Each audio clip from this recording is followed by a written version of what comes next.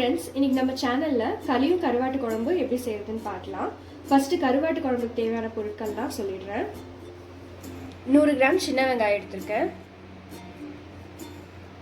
10 பல்லு பூண்டு எடுத்திருக்கேன், 3 தக்காளி, கத்திரிக்காய், முருங்கைக்காய், உருளைக்கிழங்கு கட் பண்ணி வச்சுருக்கேன், 100 கிராம் மொச்சக்கொட்டையை நல்லா வேக வச்சு எடுத்து வச்சுருக்கேன், நெத்திலி கருவாடை நல்லா வாஷ் பண்ணிவிட்டு உப்பு, மிளகா பொடி, மஞ்சள் பொடி போட்டு வச்சுருக்கேன், 3 ஸ்பூன் குழம்பு மிளகா பொடி, தாளிக்கிறதுக்கு 1 ஸ்பூன் கடுகு, 1/2 ஸ்பூன் சீரகம், 1/4 ஸ்பூன் வெந்தயம் எடுத்திருக்கேன், சின்ன வெங்காயத்தை பொடியாக கட் பண்ணி வச்சுருக்கேன், அப்புறம் கொஞ்சம் கருவேப்பிலை எடுத்திருக்கேன்.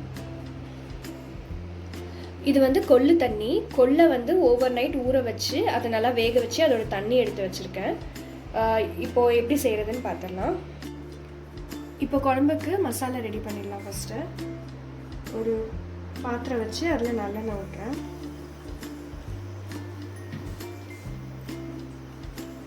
நல்லெண்ணெய் கொஞ்சம் சூடானதும் இதில் சின்ன வெங்காயமும் பூண்டும் போட்டுடலாம்.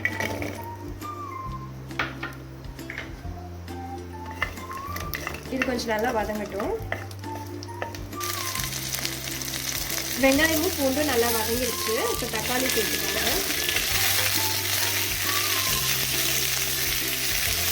இது ஓரளவுக்கு வதங்கட்டும்.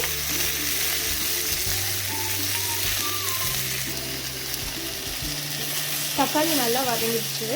இதில் ஒரு 3 ஸ்பூன் வேக வச்ச கொள்ளு சேர்த்துக்கலாம். கருவாடு குழம்பு கொள்ளு சேர்த்து பண்ணும்போது ரொம்ப டேஸ்ட்டாக இருக்கும்.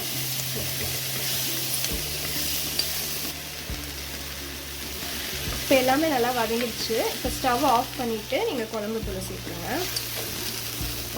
சேர்த்து ஒரு 2 தடவை கலந்து விட்டுட்டு இதை அரைச்சி எடுத்துக்கலாம். குழம்பு எப்படி செய்கிறதுன்னு பார்த்துடலாம். ஒரு சட்டி அடுப்பில் வச்சுருக்கேன். இதில் எண்ணெய் ஒரு 3 ஸ்பூன் ஊற்றிக்கோங்க. நல்லெண்ணெயில் செஞ்சிங்கன்னா ரொம்ப நல்லாயிருக்கும். எண்ணெய் நல்லா சூடாகட்டும்.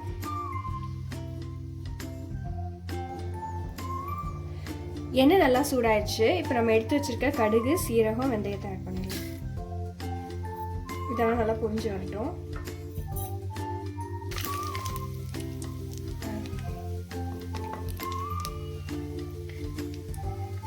கடுகு, வெந்தயம்லாம் நல்லா பொரிஞ்சிருச்சு. இதில் வெங்காயமும் கருவேப்பிலையும் சேர்த்துக்கலாம்.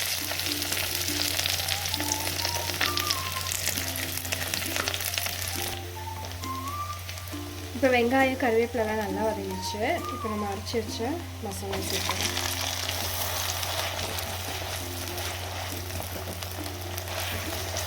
இது ஒரு 2 நிமிஷம் எண்ணெயில் நல்லா வதங்கட்டும்.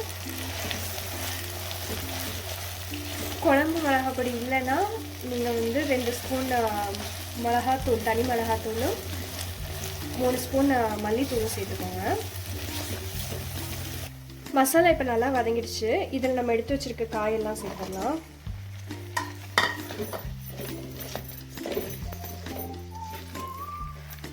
இப்போது உப்பு போட்டுக்கோங்க. கல் உப்பு போடலாம்.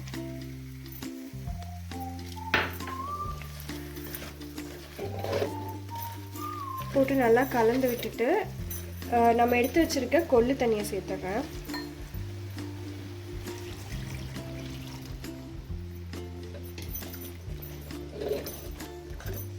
இந்த காயெல்லாம் கொள்ளு தண்ணியிலேயே நல்லா வேகட்டும். உங்களுக்கு குழம்பு எவ்வளோ வேணுமோ அதுக்கு அட்ஜஸ்ட் பண்ணி நீங்கள் தண்ணி சேர்க்கணும்னா சேர்த்துக்கலாம். இப்போ நான் உப்பு பார்த்துட்டு குழம்பு மூடி போட்டு வேக வைக்க போகிறேன்.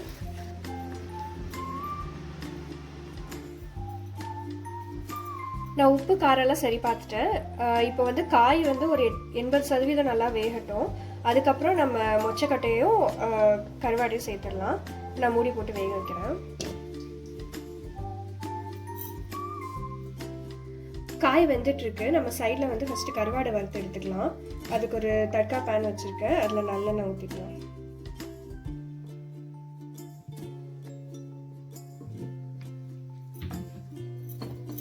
எண்ணெய் கொஞ்சம் சூடாகட்டும். எண்ணெய் நல்லா சூடாயிடுச்சு. இதில் நம்ம எடுத்து வச்சுட்டு கருவாடு சேர்த்துருங்க. இது கொஞ்சம் நல்லா ஃப்ரை ஆகட்டும்.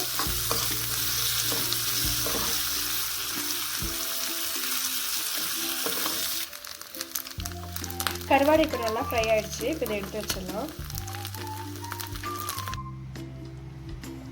இப்போ காயெல்லாம் நல்லா ஒரு 80% வெந்துருச்சு.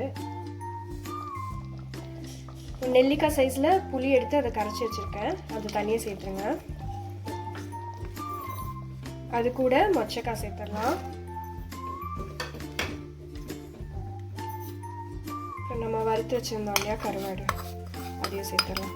கருவாடு இந்த மாதிரி ஃப்ரை பண்ணி போட்டால் குழம்புல கரையாத டேஸ்ட்டும் ரொம்ப நல்லாயிருக்கும்.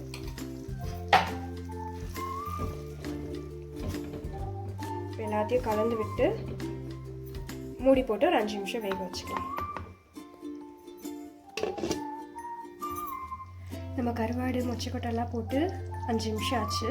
கருவாடு குழம்பு நல்லா எண்ணெய்லாம் பிரிஞ்சு வந்து ரொம்ப நல்லா ரெடி ஆகிடுச்சு. ஸ்மெல்லும் ரொம்ப நல்லாயிருக்கு. சர்வ் பண்ணி காட்டுறேன். இப்போ நம்ம களி எப்படி செய்கிறதுன்னு பார்த்துடலாம். அதுக்கு வந்து 1 கப்பு மாவுக்கு 2 கப்பு தண்ணி எடுக்கணும். இப்போ நான் 2 கப்பு தண்ணி ஒரு பாத்திரத்தில் ஊற்றி அது கொதிக்கணும்னு சொல்லிட்டு வச்சுருக்கேன். தண்ணி இந்த மாதிரி நல்லா கொதிக்கணும். கொதிக்கும் போது நான் ஒரு 1/2 கப்பு வடித்த சாதம் எடுத்து வச்சுருக்கேன். அதை சேர்த்துக்கணும். சேர்த்துட்டு இதில் நம்ம எடுத்து வச்சுருக்க ராகி மாவு சேர்த்துறேன்.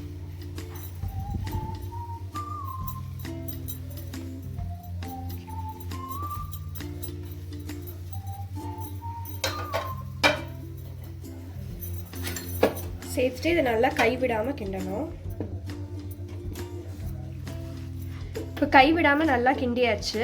இப்போ இது ஒரு மூடி போட்டு ஒரு 5 நிமிஷம் லோ ஃப்ளேமில் வேக விட்டுறலாம். அந்த ஹீட்லேயே அது நல்லா வெந்துடும். இப்போ மூடி போட்டு இது ஒரு 5 நிமிஷம் வேகட்டும். இது 5 மினிட்ஸ் மூடி வச்சு களி இப்போ நல்லா வெந்து ரெடி ஆயிடுச்சு. இப்போ இது உருண்டை பிடிச்சிக்கலாம். ஒரு கரண்டி எடுத்து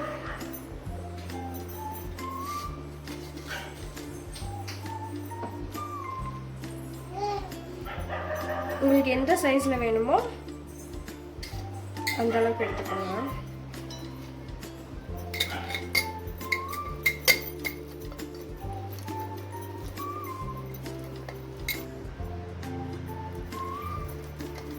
இப்படி தண்ணி தொட்டு தொட்டு நல்லா உருண்டையாக பண்ணிடுங்க. ஸோ இப்படி இருக்கும். இப்போ நம்ம களியும் கருவாட்டு குழம்பு ரெடி ஆயிடுச்சு. நீங்கள் குழம்பு செய்யும்போது நார்மல் தண்ணி ஊற்றி செய்கிறத விட கொள்ளு தண்ணி ஊற்றி செஞ்சிங்கன்னா ரொம்ப டேஸ்ட் நல்லாயிருக்கும். ஸோ ட்ரை பண்ணி பாருங்கள். உங்களுக்கு பிடிச்சிருந்தா சேனல் சப்ஸ்கிரைப் பண்ணுங்கள். தேங்க்ஸ் ஃபார் வாட்சிங்.